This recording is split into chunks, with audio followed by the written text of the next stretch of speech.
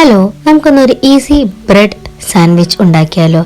എല്ലാവർക്കും it's me അമരാൻഡിയുടെ പുതിയൊരു വ്ളോഗിലേക്ക് സ്വാഗതം. നമ്മൾ വീഡിയോ ആയിട്ട് കണ്ടിട്ട് കുറേ ദിവസമായില്ലേ, ഏതായാലും നമുക്ക് ഇനി ഉഷാറായിട്ടങ്ങ് തുടങ്ങാം.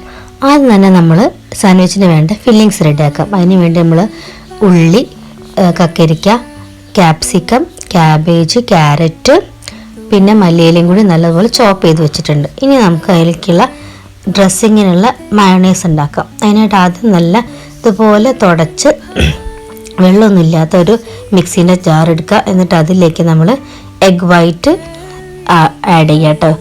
എന്നിട്ട് അതിലേക്ക് 3 അല്ലി ചെറിയതായതുകൊണ്ടാണ് 3 അല്ലി എടുത്തത്, വലുതാണെങ്കിൽ 1 മതിയാവും.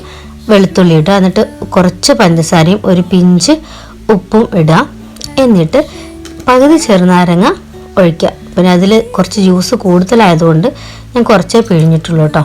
എന്നിട്ട് നല്ലതുപോലെ ആദ്യം ഒന്ന് അടിച്ചെടുക്കുമ്പോൾ ഇതാ ഇങ്ങനെ ഫ്രോത്തായിട്ട് കിട്ടും.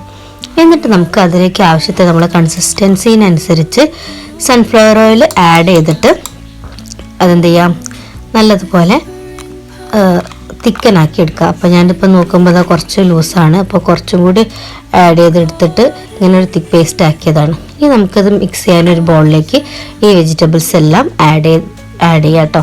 ഞാൻ ക്യാപ്സിക്കം, മല്ലിയില, ക്യാബേജ്, പിന്നെ ഇട്ടത് സവോള, പിന്നെ കക്കരിക്ക, ക്യാരറ്റ്, അത്രയാണ് ഇട്ടത് നേരത്തെ പറഞ്ഞതുപോലെ. എന്നിട്ട് അതിലേക്ക് നമ്മൾ നേരത്തെ അടിച്ചു വെച്ചിരിക്കുന്ന ഈ മയോണൈസ് നല്ലതുപോലെ വടിച്ചെടുത്ത് ചേർത്ത് കൊടുക്കാം.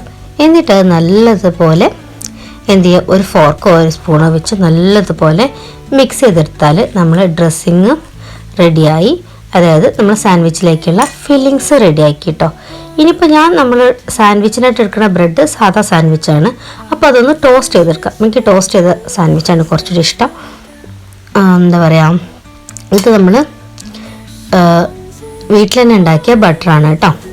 എന്നിട്ട് അത് നല്ലതുപോലെ പാനിലേക്ക് ഇട്ടിട്ട് എന്ത് ചെയ്യാം, ഓരോ ബ്രെഡായിട്ട് നമുക്ക് 2 സൈഡും നല്ലതുപോലെ ബ്രൗൺ ഷെയ്ഡാക്കി മാറ്റി എടുക്കാം.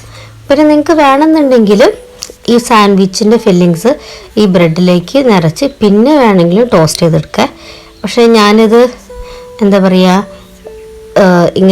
ഞാൻ ഇങ്ങനെയാണ് ചെയ്യല്. കാരണം ചിലപ്പോൾ ഫില്ലിങ്സ് നിറച്ച് ആക്കുമ്പോൾ എൻ്റെത് അങ്ങ് ഫില്ലിങ്സ് ചിലപ്പോൾ പുറത്തേക്ക് ആയിപ്പോവും. അതുകൊണ്ട് ഞാൻ ആദ്യം ബ്രെഡ് ഇങ്ങനെ ബട്ടറിൽ അല്ലെങ്കിൽ ഗീയിലോ ഒന്ന് ടോസ്റ്റ് ചെയ്ത് വെക്കും. അങ്ങനെ ഒരൊറ്റ ട്രിപ്പിൽ 4 എണ്ണം വെച്ചിട്ടാണ് ചെയ്തത്. അങ്ങനെ 2 സൈഡും ഒരു ഗോൾഡൻ ബ്രൗൺ കളറാക്കി എടുത്തു. ഞാൻ 2 ബാച്ചായിട്ട് 8 ബ്രെഡ് ഇങ്ങനെ ടോസ്റ്റ് ചെയ്ത് വെച്ചിട്ടുണ്ട്. എന്നിട്ട് ഇത് ടോസ്റ്റ് ചെയ്ത് ഓരോന്നും മാറ്റി വയ്ക്കുക. അങ്ങനെ ഫസ്റ്റ് ബാച്ച് റെഡിയായി. ഞാനങ്ങനെ ഒക്കെ ഒരു വേറെ പ്ലേറ്റിലേക്ക് മാറ്റിക്കൊണ്ടിരിക്കുകയാണ് കേട്ടോ.